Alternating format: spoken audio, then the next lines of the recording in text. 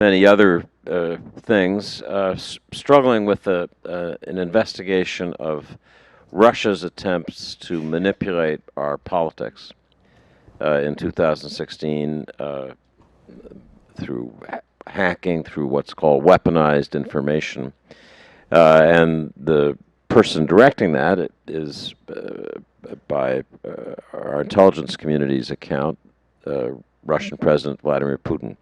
You have a passage in your book where you go to meet Putin in Moscow in 2000.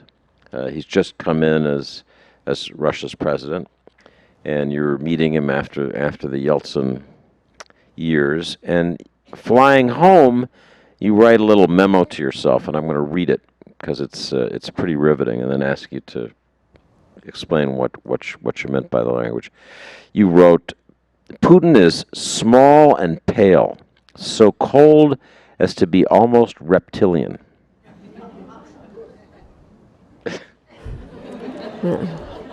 He was in East Germany when the Berlin Wall fell, and says he understands why it had to happen. A position built on walls and dividers couldn't last, but he expected something to rise in its place, and nothing was proposed.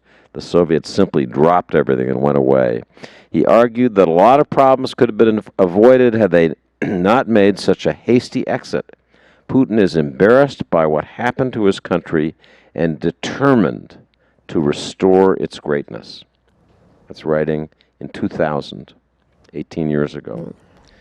So tell us how that story is played out, and tell us how we should best deal with the person you described as so cold as to be almost reptilian.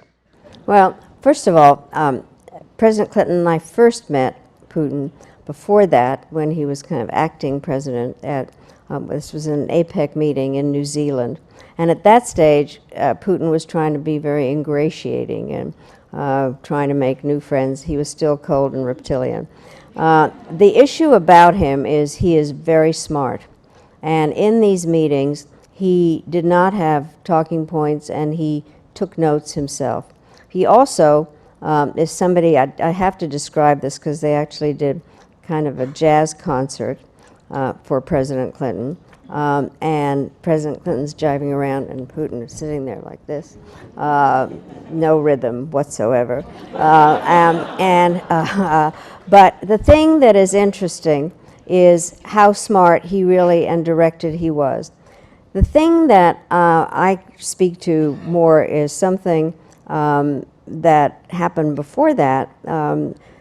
In '91, when the Soviet Union had fallen apart, I was running a think tank, and I was asked to participate in a big survey of all of Europe after the end of the Cold War. And we had questionnaires and focus groups and things like that.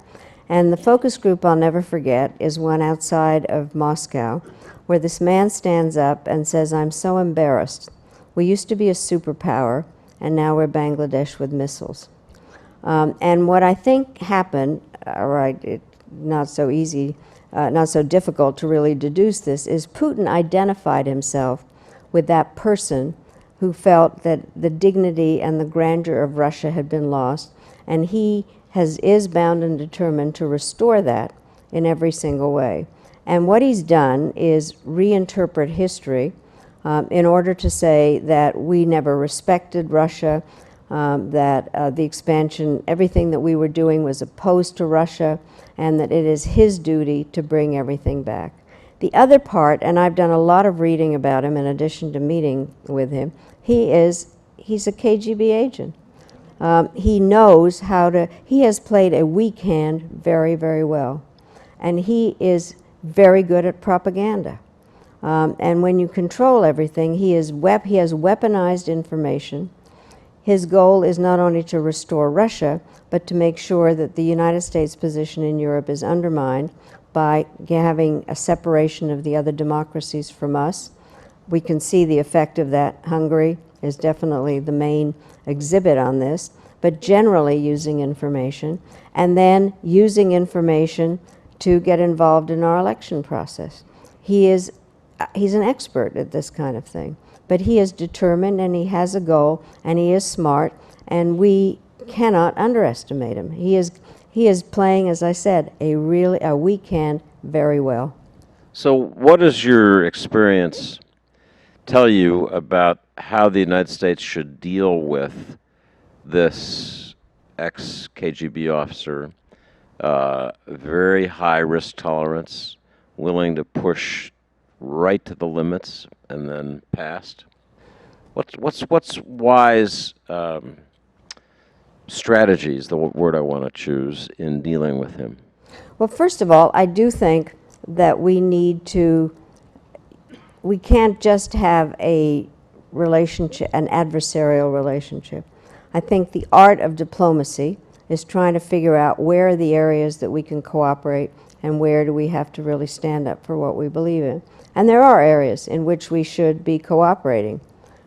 Climate change, dealing with some terrorists that we agree are the real terrorists together, and then trying to figure out a number of different, how to deal with world health problems, any number of things that require multilateral cooperation, nuclear proliferation for one. But then really stand up for what we believe in terms of our values, and understand that while Putin is the leader and we have a president, that there are bureaucracies under that in terms of trying to figure out what the various relationships are. I don't think, the thing that makes this all complicated, we were asked at the end, by the way, I think it was a mistake for us to say we won the Cold War. They lost the Cold War. That is not just a semantic difference. The communist system failed. But what has happened is Putin has said is the greatest disaster of the 20th century was the dissolution of the Soviet Union. I mean, given what happened in the 20th century, that would be a slight overstatement. And so I think that we have to understand where he's coming from and push back where we have to. And we had been asked to do something that had never been done before, which is how to devolve the power of our major adversary. And we're still trying to kind of figure that out. But I do think that it's terrible if we don't stand up for our values. And if the President of the United States goes and stands next to a Polish leader that is trying to get rid of his judicial system and praise him, that doesn't exactly help our case. And so we have to know what we believe in and try to push back what the Russians are doing to undermine all those countries, and at the same time find areas where we can cooperate. It's not simple.